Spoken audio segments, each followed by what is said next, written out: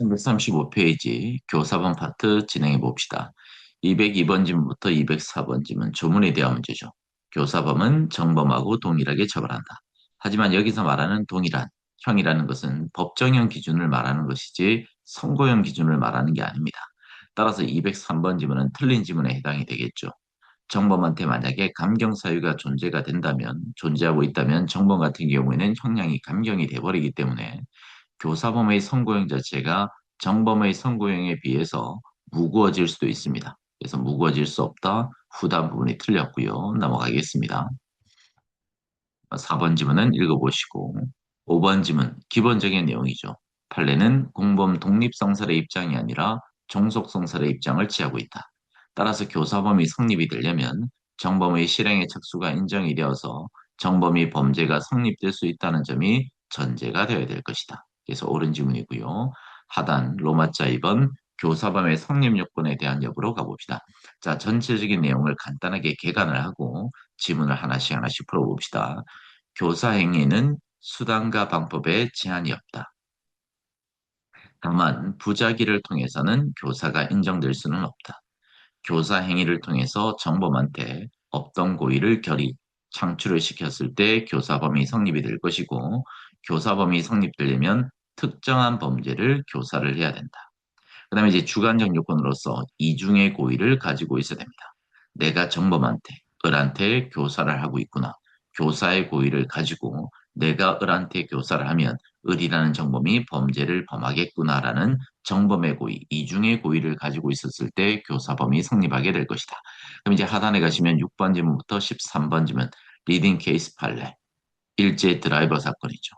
일단 6번 지문 가보시면 피교사자가, 즉 교사를 당하는 정범이 범죄의 결의를 이미 가지고 있습니다. 여기가 포인트죠. 이미 범죄의 결의를 가지고 있었던 경우라면 방조범은 성립될 수 있겠지만 교사범은 성립될 여지가 없는 것이다. 옳은 지문이고요. 207번 지문은 틀린 지문입니다.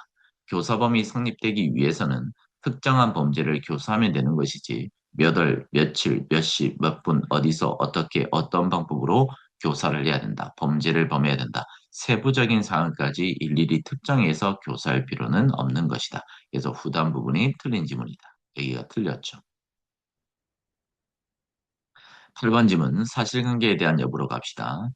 장무라비가 일제 드라이브를 하나 주면서 열심히 하라라고 이야기했습니다. 키워드는 일제 드라이브를 주면서 열심히 하라. 여기가 키워드예요. 그럼 과연 이것이 특정한 범죄를 교사했다고 볼 수 있을 것인가, 없을 것인가에 대한. 근데 지금 갑이라는 피고인, 장무라비는 누구다?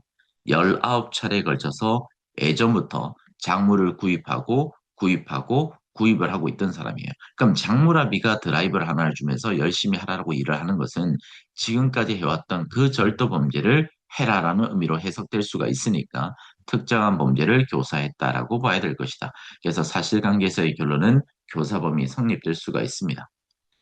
209번 지문, 인간계에 대한 문제죠. 우리가 김밥 콜라 사건에서 공부했던 것처럼 직접적이고 유일한 원인일 필요는 없는 것이다. 즉, 정범자들한테 상습이라는 습벽이 있었던 경우라 할지라도 갑이라는 피고인 장무라비가 일제 드라이브를 주면서 열심히 하라고 이야기를 했고 그에 따라서 범죄가 이루어졌다면 양자 사이의 인간계는 인정이 될 것이다. 따라서 갑이라는 피고인한테는 교사범이 성립될 수 있습니다. 그래서 후단에 가시면 교사가 정범의 범죄에 대한 유일한 조건일 필요는 없는 것이다. 옳은 지문이고요.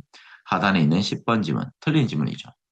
정범자들한테 절도의 습벽이 있었던 경우를 알지라도 교사행위가 원인이 되어서 범죄가 실현이 되었다면 직접적이고 유일한 원인일 필요가 없습니다. 중간에 정범들의 습벽이 개입이 되든 피해자의 행위가 개입이 되든 제3자의 행위가 개입이 되는 경우를 할지라도 인간계는 인정이 될 수가 있기 때문에 인간계는 단절된다가 아니라 인간계는 단절되지 않고 교사범이 성립하게 될 것이다가 되어야 되겠죠.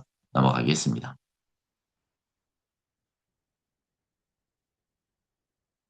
역시 하단에 있는 11번 지문부터 13번 지문, 동지 지문들이죠. 계속 연습을 하시고 반복을 좀 해주십시오. 다 옳은 지문이다. 넘어가겠습니다. 14번 지문 가봅시다. 피교사자의 고의는 기수의 고의에 해당이 돼야 될 것이고 피교사자 행위가 미수에 그칠 것을 예견하고 교사하게 되었을 때 교사범위 성립될 수 있는가? 여기가 포인트예요.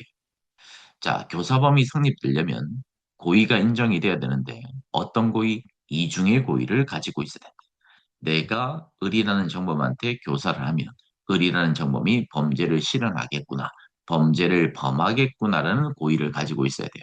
따라서 애초부터 교사를 할 때 피교사자, 정범자가 미수에 그칠 것을 예견한 경우에 불과했다면 교사의 고의가 인정이 될 수가 없기 때문에 교사범은 성립될 수가 없습니다. 따라서 14번 지문은 옳은 지문이고요. 15번 지문은 제가 스킵을 한다고 했습니다.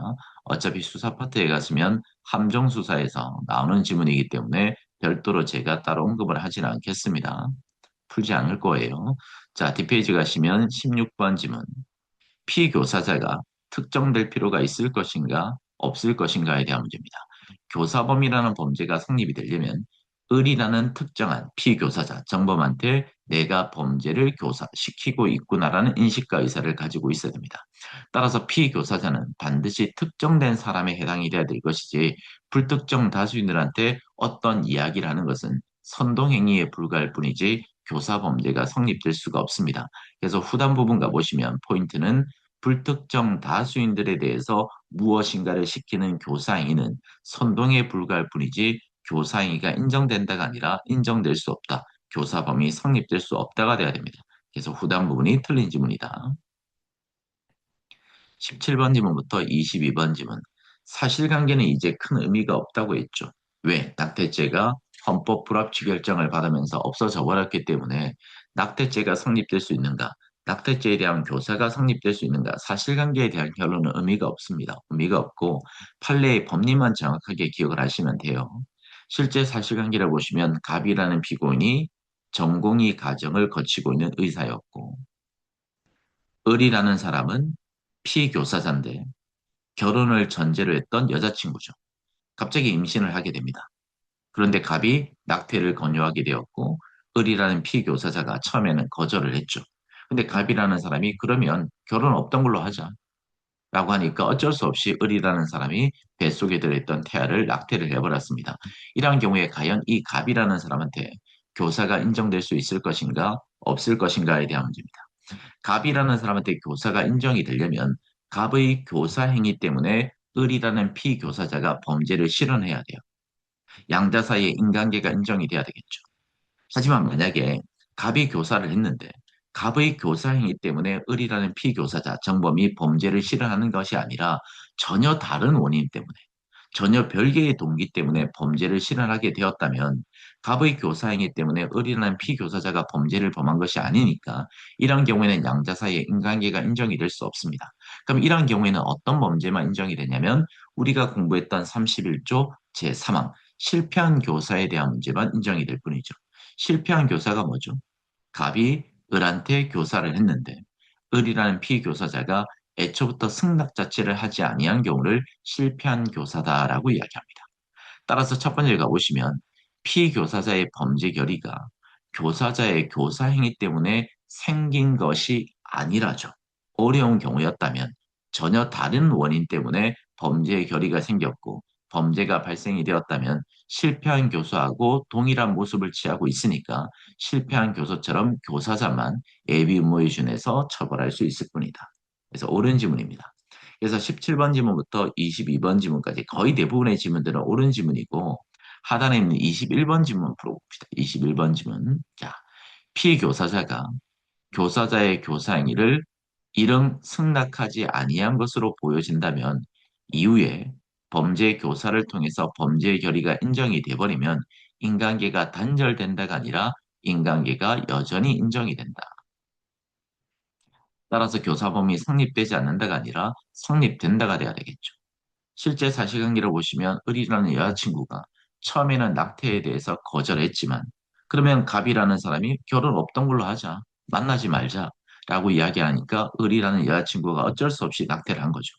처음에는 승낙이 이루어졌지만 결국 종국적으로는 갑의 교사 행위 때문에 낙태가 이루어졌기 때문에 양자 사이에서는 인관계가 인정된다고 봐야 될 것이고 교사범위 성립된다가 돼야 됩니다. 따라서 21번 지문은 틀린 지문이다. 넘어가겠습니다. 23번 지문부터 25번 지문의 쟁점은 교사의 이탈이 인정될 수 있는가 없는가에 대한 문제입니다. 자, 사실관계는 23번 지문과 24번 지문에 기술이 되어 있죠.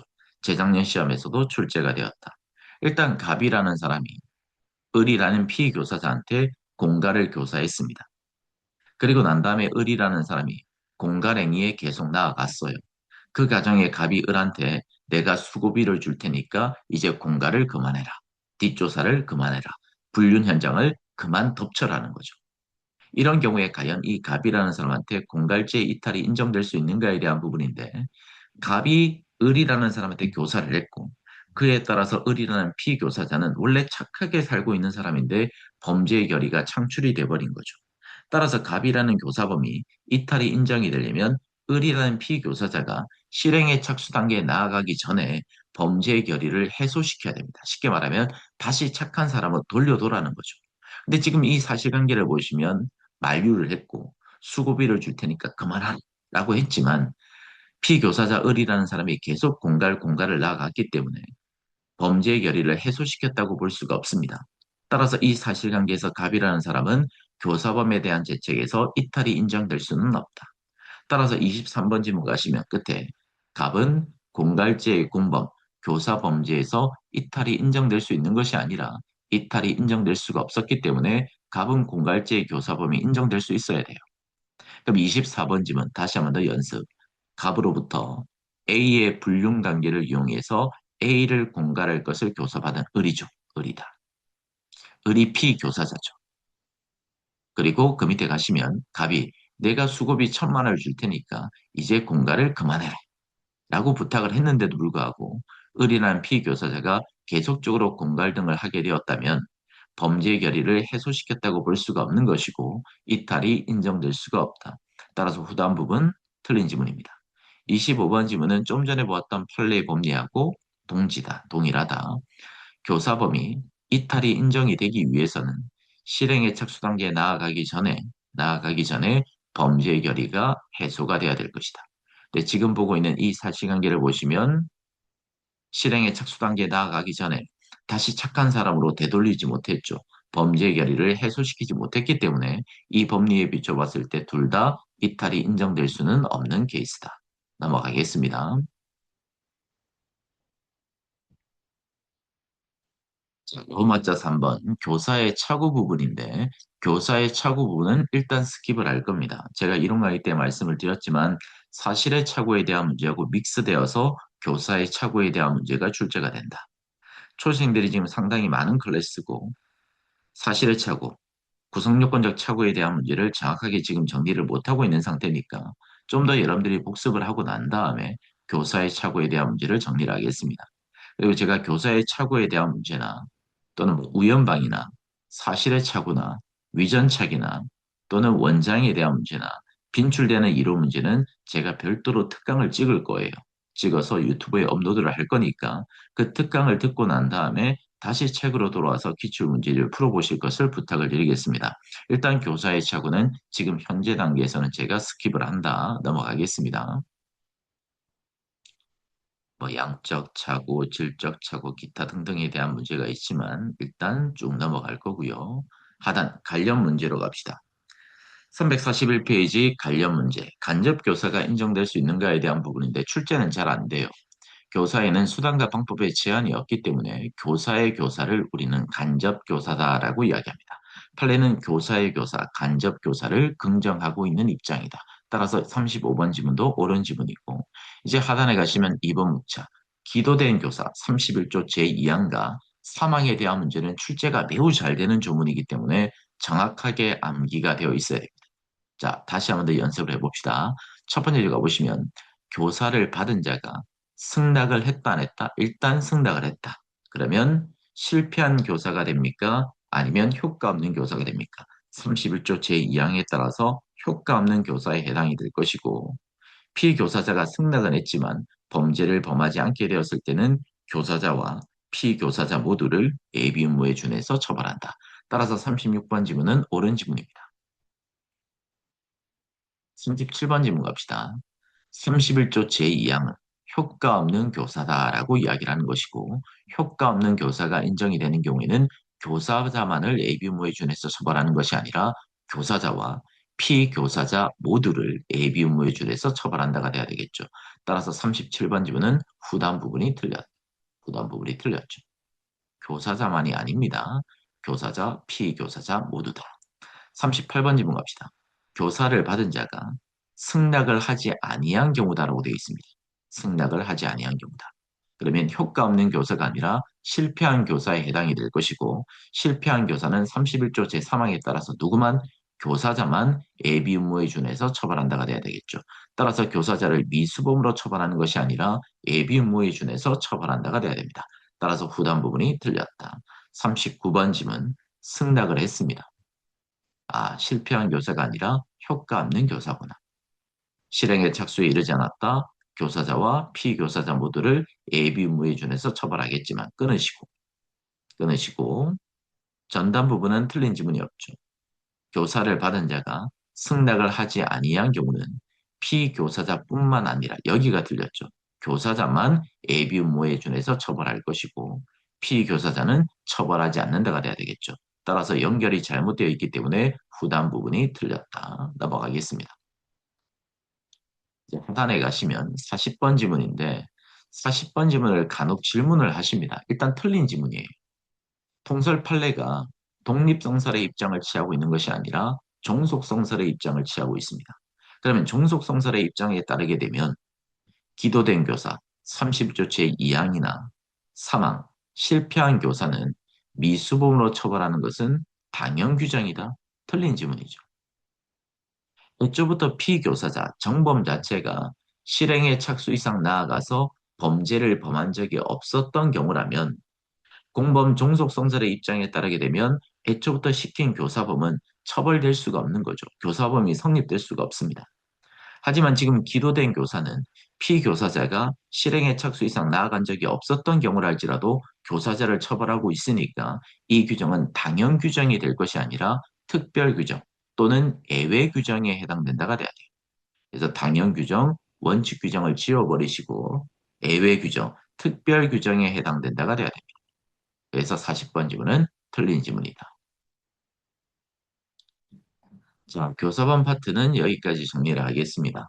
이제 하단에 있는 제5절 방주번 파트는 다음 시간에 계속적으로 이어서 살펴보겠습니다. 복습 잘 해주시고요. 공부 열심히 해주십시오. 자, 감사합니다.